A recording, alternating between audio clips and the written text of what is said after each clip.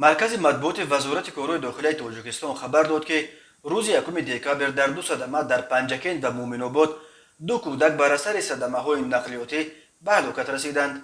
بنا به اطلاع وزارت کارهای داخلی یکم دکامبر سال 2021 تخمینا ساعت 16:40 دقیقه راننده автомашین تمغه وز 21063 به فایف حضرت قل سال تولدش 1970 ساکن شهر پنجکین هنگام حرکت در شهر پنجکین به خطری حرکت راه را تامین کرده نتوانسته پیادهگرد نابالغ عبدالقهار و شکرانه سال تولدش 2012 ساکن شهر مذکور را پخش نموده است. در نتیجه پیادهگرد نابالغ عبدالقهار و جراحات جسمانی برداشته هنگام دسترس نمودن به بیمارخانه در راه به هلاکت رسیده است. یکم دکامبر سال 2021 تخمینا ساعت 9:30 دقیقه راننده автомашین تمغه اوپل استرا اساخانوف دلشاد سال تولدش 1976 ساکن ناحیه مومنآباد هنگام حرکت در حدود ناحیه مذکور از عهده اداره واسطه نقلیات برآمده به автомашین تمغه اوپل استرا تحت اداره حبیبوف خداداد سال تولدش 1979